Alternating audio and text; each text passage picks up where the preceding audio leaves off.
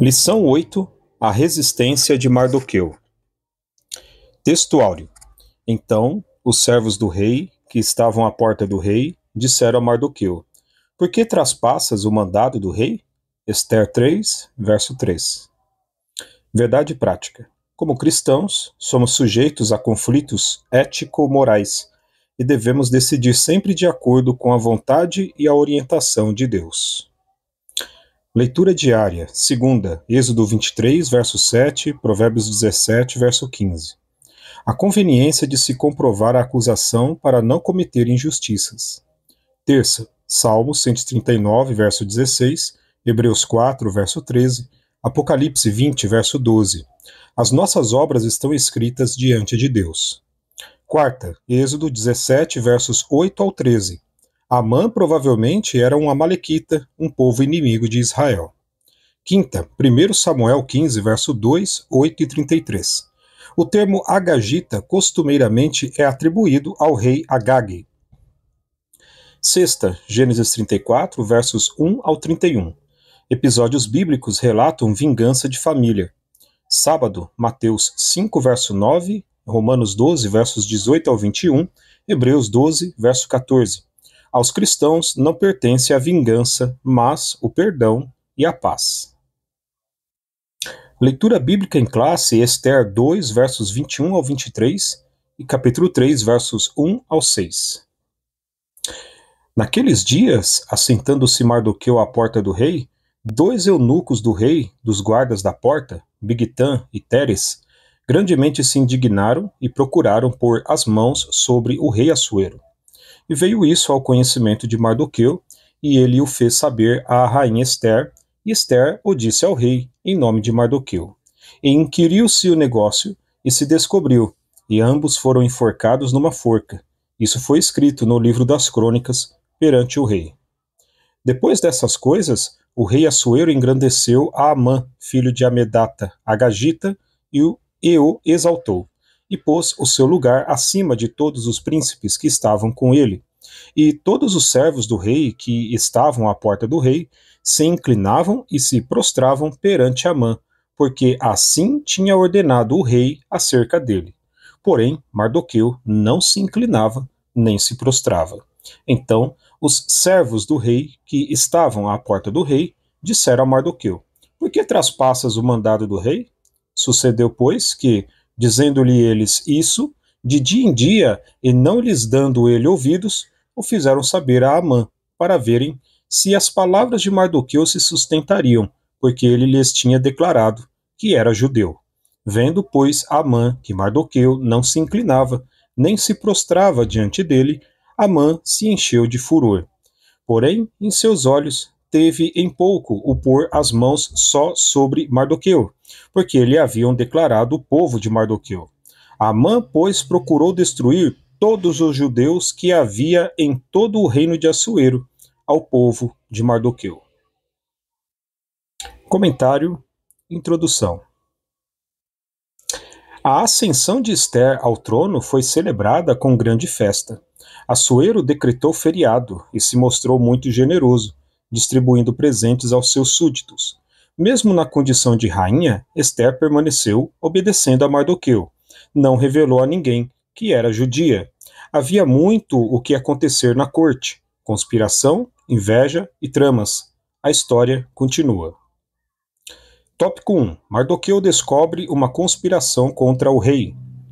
Ponto 1. Os bastidores do poder. Ambientes de poder costumam ser cercados de sentimentos facciosos. É da natureza humana caída alimentar discórdias, intrigas e ressentimentos, os quais, quando não dissipados, levam a terríveis tragédias. Nem o meio evangélico fica isento. Isso é de origem maligna e deve ser rejeitado pelo verdadeiro cristão. Tiago 3, versos 14 ao 18. Nos dias de Assuero, 2 de seus guardas, Bigtã e Teres, ficaram muito indignados contra o rei e tramaram assassiná-lo. Mardoqueu trabalhava junto à porta do palácio e ficou sabendo do plano. Fiel ao rei, contou a Ester para que o avisasse, o que ela fez em nome de Mardoqueu. Ester 2, 21 e 22. O fato de ter sido promovida a uma posição elevada não envaideceu Esther.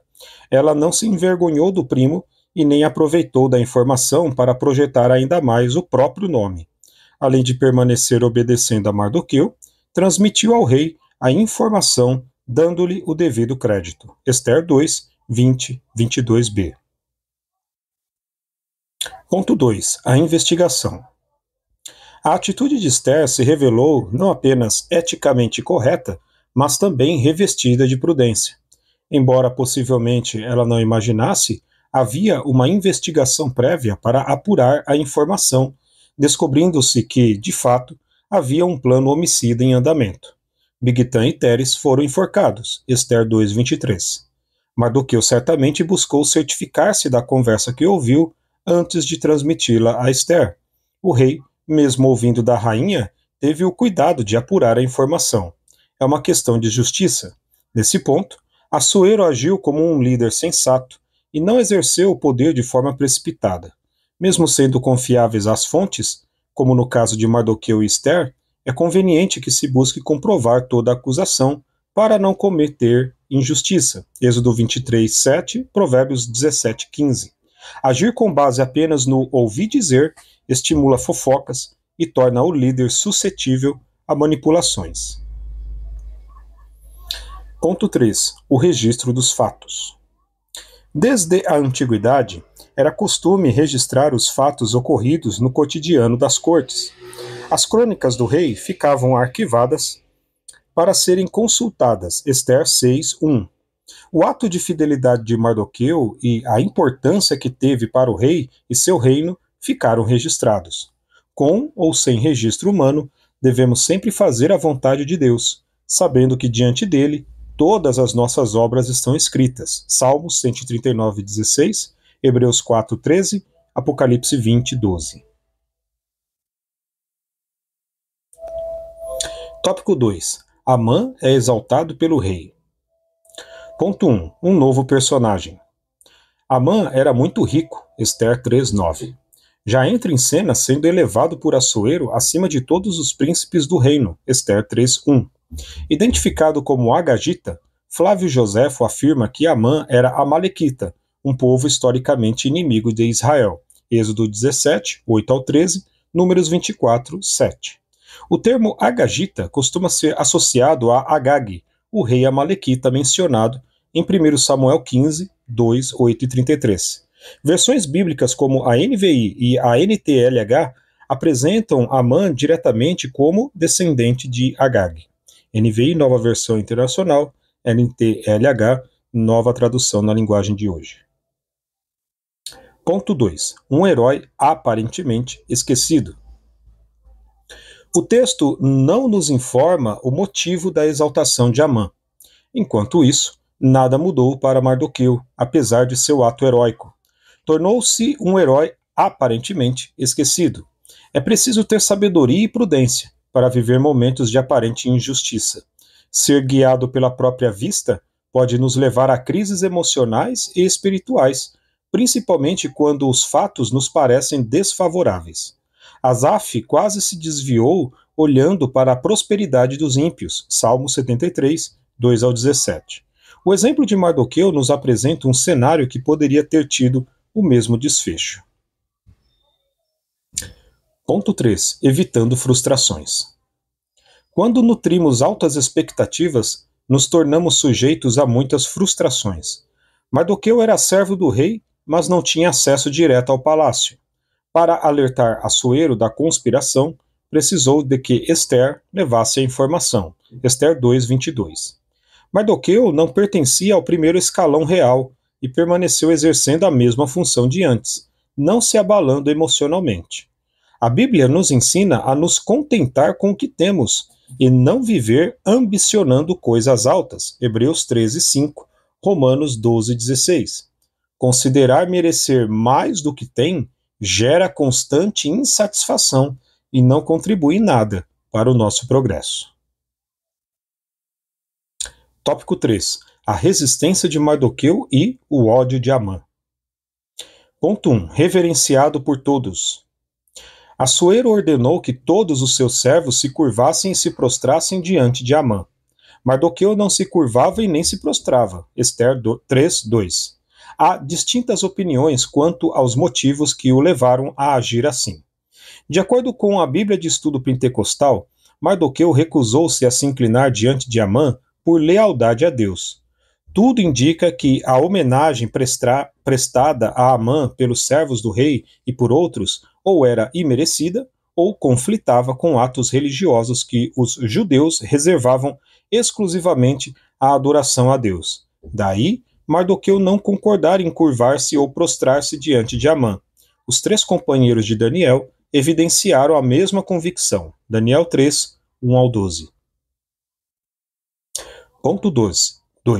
A condição de judeu. O texto bíblico sugere que havia mesmo um motivo religioso para a conduta de Mardoqueu.